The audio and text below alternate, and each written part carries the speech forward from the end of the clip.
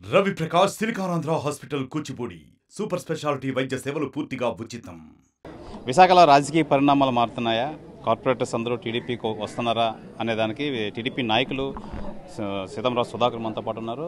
ఆయన అడిగి తెలుసుకుందాం. సార్ చెప్పండి, ఈ కార్పొరేటర్లు అందరూ టీడీపీకి పైన కట్టారా ఏంటి, ఏం చెప్తారు మీరు? అంటే మాకు ప్రజల తాలూకా మ్యాండేట్ ల్యాండ్ స్లైడ్ అనేది దానికి మరో డోకా లేదు. ప్రజలే విట్నెస్. ఎందుకంటే అంత అత్యధిక మెజార్టీతో గెలిపించారు. మరి గెలిపించినప్పుడు రిపేర్లు అన్నీ చేయాలి కదా. వాళ్ళే అంతకుముందు గెలిపించారు ఏది లోకల్ బాడీస్ని. దాన్ని ఏది తప్పు చేసాం దీన్ని సరిదిద్దాలని చెప్పి వాళ్ళు రిపేర్ జనరల్ ఎలక్షన్ మ్యాండేట్ ద్వారా ఇచ్చేశారు. వాళ్ళు ఇచ్చిన అధికారాన్ని మేము ఉపయోగించి ఇక్కడ రిపేర్లు సంస్థాగతంగా లోకల్లో ఉన్న రిపేర్లు మేము చేయాలి. చేస్తేనే ఇప్పుడు అదంతా సిస్టమ్ ఎలా ఉందంటే ఇప్పుడు పాలకులది, అప్పుడు జీవీఎంసీ పాలకులది. వాళ్ళు ఇంకా సామంతరాజు ప్రకారం నడుస్తా ఎక్కడ డ్రైన్ అవసరం లేదు అక్కడ డ్రైన్ వేస్తారు, ఎక్కడ రోడ్డు అవసరం లేదు అక్కడ రోడ్డు వేస్తారు. ఈ ప్రక్రియ వల్ల ప్రజాస్వామ్యానికి కానీ విశాఖపుర ప్రజలకు కానీ సంకటంగా మారుతుంది.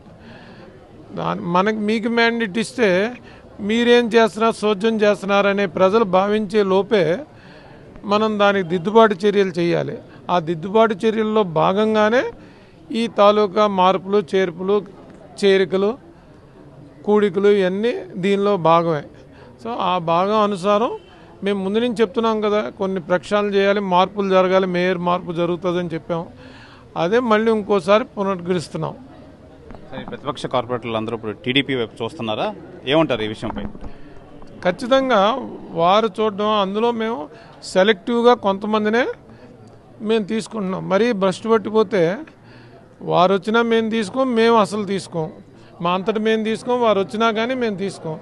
ఎవరైతే క్వాలిటీతో ప్రవర్తించారో ప్రజలతో, ఎంతో కొంత పర్వాలేదని అనిపించారో, మరీ క్వాలిటీతో ఎంతో కొంత పర్వాలేదు, మరీ పెట్టరేగిపోలేదు అనేది ఉందో దాని ప్రామాణికంగా మా పెద్దలు డిసైడ్ చేసి తదనుగుణంగా కొంతమందిని చేర్చుకోవడం జరుగుతుంది. మా మ్యాజిక్ ఫిగర్కి సరిపోయేటంతగా. ఎందుకంటే ఫార్చునేట్గా మాకు ఎక్సోఫిషియో మెంబర్ల వల్ల మాకు ఎమ్మెల్యేలు పెరిగారు. మీకు 8 మంది ఎమ్మెల్యేలు వస్తారు జీవీఎంసీ పరిధిలో. ఇంచుమించు 8/8 మాకు వచ్చాయి.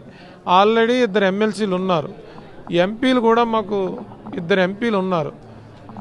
ఈ ఎంపీలతో కాకుండా అవసరమైతే రాజ్యసభ మెంబర్ని కూడా ఇక్కడ చేర్చుకుంటాం. ఏ రకంగా కూడా 10, 12, 13 న్యాచురల్గా ఎలక్షన్ ద్వారా ప్రజలు మాకు కట్టబెట్టారు. ఏది జీవీఎంసీలో మా తాలూకా బలాన్ని ఎన్హాన్స్ చేశారు ప్రజలు. ఆ కోత 4-5 తగ్గేదాన్ని మేము రిపేర్ చేసుకుంటాం. ఆ రిపేర్ ద్వారా మేయర్ పీఠాన్ని కైవసం చేసుకుంటాం. సార్ ఇప్పుడు జగన్ ఆంధ్రాలో భద్రత లేదు అని చెప్పి రేపు 24న ఢిల్లీలో అయితే తన దీక్ష అయితే చేయబోతున్నారు. ఏం చెప్తారు దానికోసం? అంటే పాపం ఆయనకి శవం కనపడుతుంటే ఎక్కడైనా అట్రాక్ట్ అయిపోతున్నాడు. అఘోరాలు అలాగే అట్రాక్ట్ అయిపోతారు. ఆయన నవతర అఘోరాగా ఆయన అవతరించారు.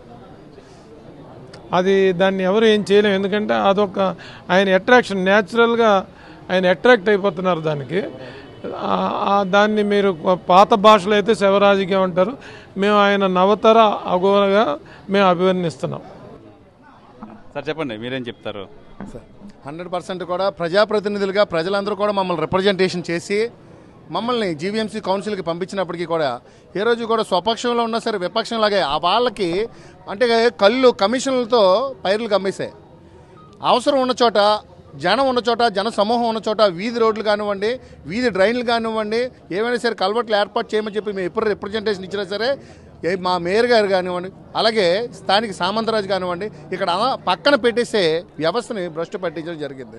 వాళ్ళకి కమిషన్లు కక్కుర్తిపడి మనుషులు తిరగలేని చోట రుషికొండ కానీ, ఐటీ సెర్జల్లో కానివ్వండి, అటు సైడ్ అంతా కూడా అంటే వాళ్ళ తాలూకా ల్యాండ్స్ని రేట్లు పెంచుకోవడం కోసం అవసరం లేని చోట 100 అడుగులు 120 అడుగులు 160 అడుగులు రోడ్లు వేసి ఇక్కడ ప్రజల తాలూకా పన్నులు ఇవన్నీ కూడా వసూలు చేసి ఈ పన్నుల్ని దుర్వినియోగం పరిచిన, ఎందుకంటే అటువంటి అంటే పబ్లిక్ రిప్రజెంటేటివ్గా ఎన్నికైన మాలాంటి వాళ్ళు అటువంటి పరిపాలనలో ఉండడం ఇబ్బంది పడి స్వచ్ఛందంగా మేమందరం కూడా 6 నెలల ముందే మేమందరం నిర్ణయం తీసుకోవడం జరిగింది అన్న శ్రీ సీతారాం సుధాకర్ గారి ద్వారా. అలాగే మాలాంటి సహచార కార్పొరేటర్లు అందరూ కూడా ఈరోజు అవన్నీ కూడా కళ్ళు తెరుచుకొని వాళ్ళు కూడా ఇక్కడికి స్వచ్ఛందంగా రావడానికి, అలాగే ప్రజా పరిపాలన ప్రజలు ఎవరైతే ప్రజాప్రతినిధులుగా చేశారో ఆ ప్రజలకి బదులుగా అంటే ఆ ప్రజలందరికీ కూడా చెప్పాలి, ఆ ప్రజల తాలూకా సమస్య తీర్చాలనే ఉద్దేశంతో ఈరోజు టీడీపీ పార్టీకి ఇంత మద్దతు ఇవ్వడం కూడా జరుగుతుందని చెప్పేసి మీకు మీడియా ద్వారా తెలియజేస్తున్నాను. ఇది విశాఖలో పరిస్థితి.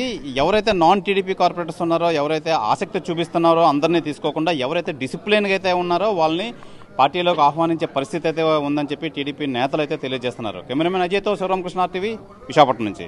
మరిన్ని వీడియోస్ కోసం ఛానల్ ని సబ్స్క్రైబ్ చేయండి, లేటెస్ట్ అప్డేట్స్ కోసం వాట్సాప్ ఛానల్ ని ఫాలో చేయండి అండ్ లింక్ డిస్క్రిప్షన్ లో ఉంది.